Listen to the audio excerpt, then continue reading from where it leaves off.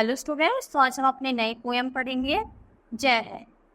तो इस कविता में क्या बताया गया है? प्रस्तुत कविता में कवि कहता है कि हमारे जीवन मार्ग में अनेक प्रकार की बाधाएं व विपत्तियां आती रहती हैं और हमें उनसे जूझना पड़ता है। यानी देखो क्या है, हमारा जीवन है तो उसमें सुख भी आएगा और दुख भी आएगा। बहुत सारी परेशानियां आती हैं जिनका हमको सामना करना पड़ता है। यद्यपि वे कष्टकर होती हैं किंतु वे कुछ ना कुछ सीखा ये जाती है। हमें विपत्तियों से घबराए नहीं, अपितु उनका डटकर मुकाबला करे और जीवन पथ पर बढ़ते चलो। तो कितनी भी विपत्तियां आए उनसे डरना नहीं चाहिए, घबराना नहीं चाहिए, उनका डटकर सामना करना चाहिए। तो चलो कविता पढ़ते हैं।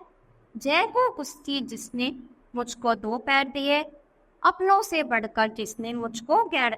तो बोलते हैं कि जय हो उसके जिसने मुझे क्या दिए, दो पैर दिए, ताकि मैं क्या कर सकूं, चल सकूं।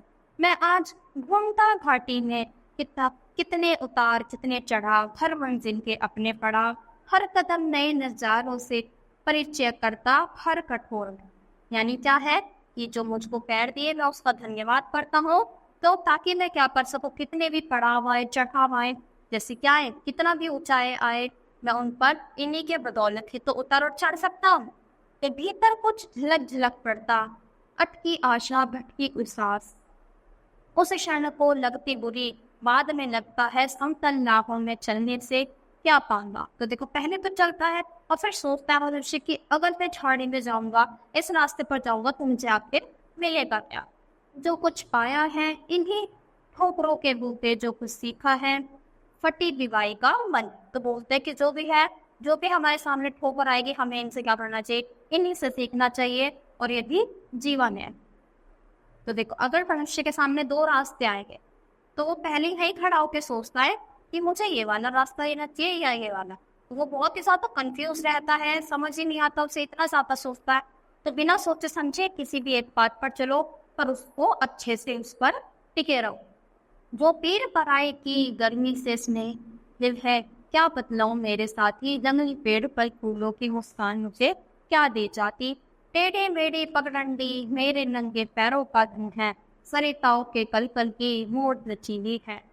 जिसने शैशव में सहलाया बाहों उछाल कर किलकाया, ये नटखट चट्टानों की सखी सहेली है, फैनों में फूली खसी नहीं रुकती। मैदानों का बहाव तो कुछ कुछ नकली है, सीधी सड़कें शहरों में होती। तो बोलते हैं कि देखो ये क्या है, जो ये बहाव है ये तो नकली है, जो असली सड़कें होती हैं वो तो शहरों में होती है। गांव में तो सिर्फ ऐसा लगता है कि सड़क तो है ही नहीं, इतने ज्यादा क्या रखते हैं, उनमें गड्ढे हो रहे हैं, उड़ान चढ़ा रहे, रास्ता बेकार है। तो अगर असली सड़कें देखनी है तो शहर में ही है। और जो ये फूल मैं मतलब मेरे जीवन में इतने ज्यादा वो है, दुख है, पर जब मैं इनको जो पेड़ पौधे हैं इनको देखता हूँ, फूल पत्ते को देखता हूँ, तो मेरा मन बहुत ही ज्यादा खुश हो जाता है, क्योंकि ये भी तो इनके जीवन में भी तो बहुत ज्यादा दुख है। अब देखो फूल है, खिलखिला रहा है ना, महक रहा है, चहक रहा है, पर अगर हम उसको तोड़ लेंगे तो फिर क्या हो जाएगा, वो थोड़ी देर तक अच्छा लगता है और जब मुरझा जाएगा तो हम भी उसको फेंक देते हैं। तो इससे अच्छा क्या है, अगर वो नीचे पड़ा है तो क्या है, बेचारा मर जाएगा।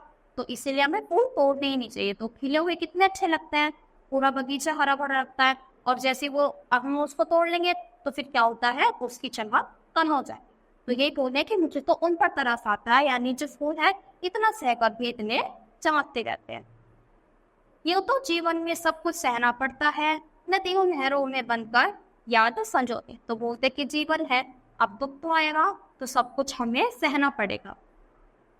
खेतों को शायद उनकी तड़पन मिल जाए, मासूम धरा के छाती तड़प नहीं पाए, इसलिए बंधनों को उसने कब दुत्कारा, पर मुक्त प्रभावों का सरगम प्यारा प्यारा गाते गाते मिटने के साथ नहीं जाए।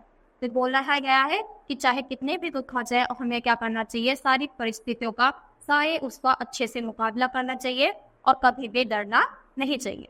तो आज के लिए इतना ही, थैंक यू।